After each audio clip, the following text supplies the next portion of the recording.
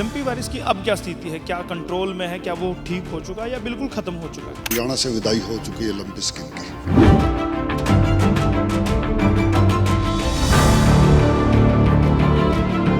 कि नस्ल सुधार पे भी बढ़िया काम करेंगे, गौशाला को स्वावलंबी बनाने का कोशिश करेंगे और पूरा गांव एकजुट होकर गौ माता की सेवा में लगा हुआ है। भारतीय जनता पार्टी की जो सरकार बनी है आदरणीय मोदी जी के नेतृत्व में पूरे देश में और हरियाणा में मनोहर लाल जी खट्टर के हर तरह का गौ सेवा आयोग के माध्यम से सरकार ने किया है, उसके लिए धन्यवाद भी कर रहे हैं।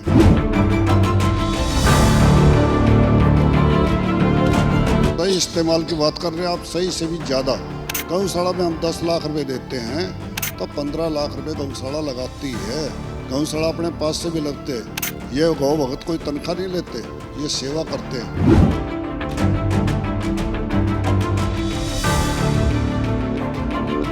चुनावी माहौल है, उपचुनाव है, तो इसीलिए क्या आपने दौरा अभी आदमपुर का चुना है? अभी लंपी स्किन के लिए भी 18 जिलों में गए हम। 9 में मेरे वाइस चेयरमैन गए, 9 में मैं गया। प्रशासन के साथ भी बैठकें हुई, गौशालाओं में भी गए। हिसार के अंदर तो लुआस के थ्रू लंपी स्किन के टीके लगे। हमारा तो लगातार 12 महीने प्रवास चलता रहता है।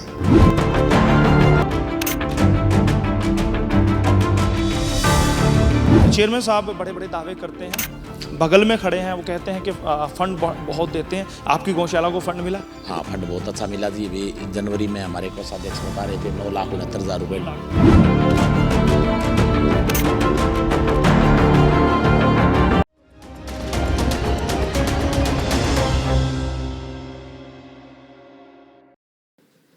नमस्कार, स्वागत है आपका हरियाणा आज पर।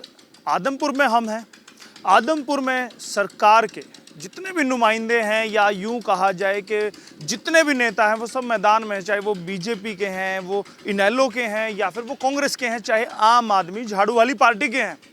लेकिन एक व्यक्ति ऐसा भी है जो राजनीति से इतर अपनी सेवा में लगे हुए हैं, अपना काम लगातार कर रहे हैं। जी हाँ, आप समझ गए, मेरे पीछे जो शख्स हैं किसी परिचय के मोहताज नहीं है। हरियाणा गौ सेवा आयोग के चेयरमैन और वाइस चेयरमैन आज यहाँ पर पहुंचे हैं। सदुलपुर कृष्ण गौशाला में पहुंचे, क्यों पहुंचे, उन्हीं से जान लेते हैं। चेयरमैन साहब, सबसे पहले हरियाणा आज पर स्वागत है आपका। हरियाणा आज का मैं भी बहुत धन्यवाद करता हूँ। हरियाणा के अंदर हमारे 626 गौशाले रजिस्टर्ड हैं जी और रजिस्टर्ड गौशाला में 4,75,000 के आसपास गौवंश है। जी और सभी के अंदर लंपी स्किन के अंदर कुछ जिलों में हमारे वाइस चेयरमैन, कुछ जिलों में मैं स्वयं और कुछ जिलों में हमारे अधिकारी प्रशासन के लगभग सभी जिलों में गए। और लंपी स्किन बीमारी का राजस्थान में बुरा हाल हुआ, पंजाब में बुरा हाल हुआ, परंतु हरियाणा के अंदर गौ माता का बहुत ही कम नुकसान हुआ। इसको श्रेय किसको देंगे? मुख्यमंत्री को देंगे, गौ सेवा आयोग को देंगे या चेयरमैन साहब को देंगे? इसके लिए मैं माननीय मुख्यमंत्री जी को, माननीय कृषि मंत्री जी को, सभी प्रशासन के अधिकारी और गौ भक्तों को दूंगा कि जिन्होंने मेहनत करके आपस में मिलजुल कर गौ माता को बचाया।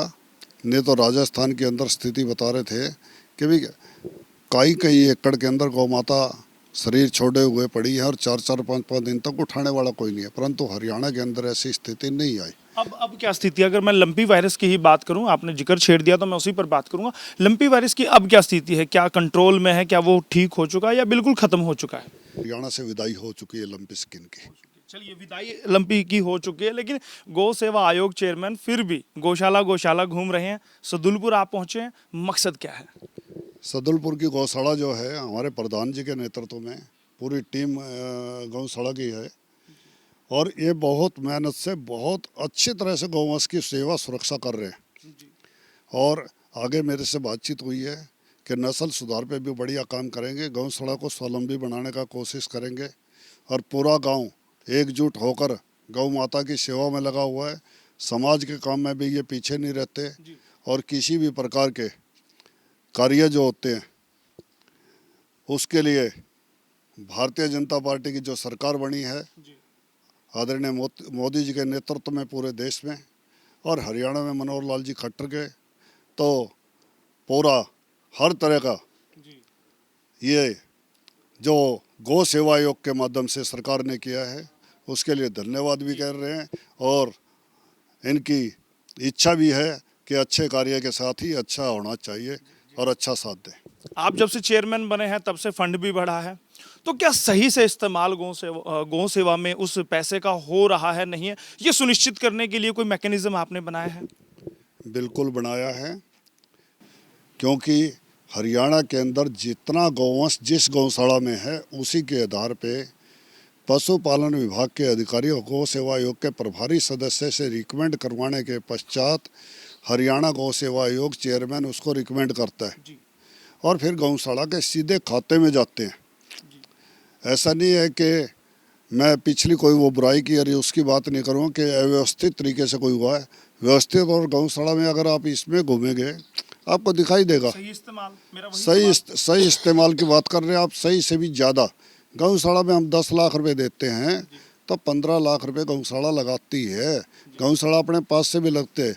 ये गौ भगत कोई तनख्वाह नहीं लेते, ये सेवा करते हैं और दिन रात मेहनत करते हैं और 4 बातें भी सुनते हैं। तो इनका मैं बहुत आभार प्रकट करता हूँ गौ भक्तों का कि इतनी मेहनत कर रहे हैं और प्रशासन ने भी लंपी स्कीम में जो सहायता की और प्रशासन और सभी अधिकारियों और मुख्यमंत्री जी का भी आभार प्रकट करता हूँ। चेयरमैन साहब, एक आखिरी मेरा सवाल रहेगा आपसे। चुनावी माहौल है, उपचुनाव है, तो इसीलिए क्या आपने दौरा अभी आदमपुर का चुना है?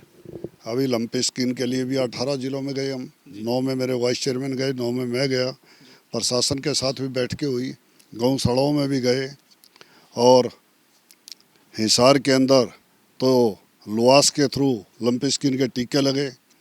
हमारा तो लगातार 12 महीने प्रवास चलता रहता है। हमारे यहाँ तो सावन सुक्के न बाद हो रहे।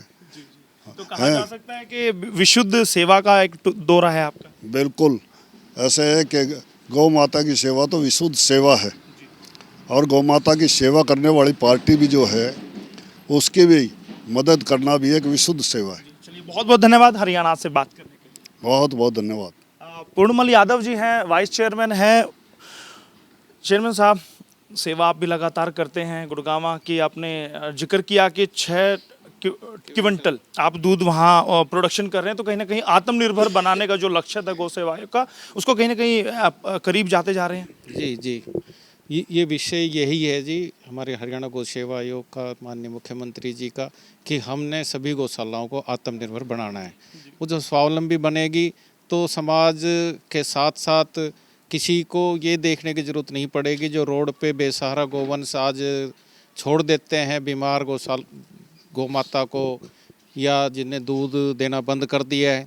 ये विषय जब हम संवर्धन पे आ जाएंगे तो ये बिल्कुल अपने स्वतः ही ख़त्म हो जाएगा। गाय के दूध का प्रोडक्ट जितने हम लोगों तक पहुंचाएंगे, गाय स्वतः ही आत्मनिर्भर हो जाएगी। हरियाणा की जितनी भी गौशालाएं हैं, कितने वक्त में वो आत्मनिर्भर हो जाएंगी, उस पैटर्न पर चलेंगी कि उन्हें फंड की आवश्यकता ना पड़े, वो खुद के फंड से ही काम चलाए? इसी विषय को अभी चेयरमैन साहब ने बताया था और हम हर मीटिंग में इस विषय को लेते हैं कि हम जो हमारा ये नया सेक्शंस आ रहे हैं उसके साथ हम काम करें, तो वो हर जो गोवंश है वो 2 से 2.5 साल में जो है कि नया अपने जो है कि उस पर आ जाएगा और 3.5 साल में वो हमारे पास 12 से 15 लीटर और मैक्सिमम 20 लीटर तक की प्रोडक्शन वो गाय माता दे पाएगी।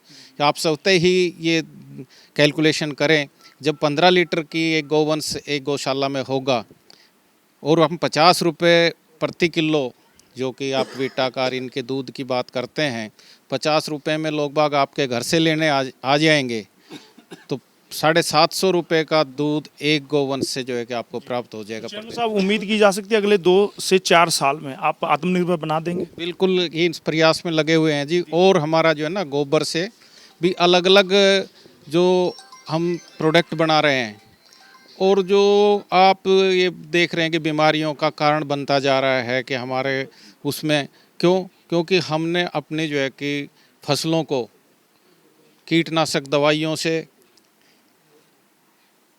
यूरिया DAP से इतना दूषित कर दिया है कि उनसे जो प्रोडक्शन आ रही है उससे आदमी बीमार होने के चांस हो रहे हैं।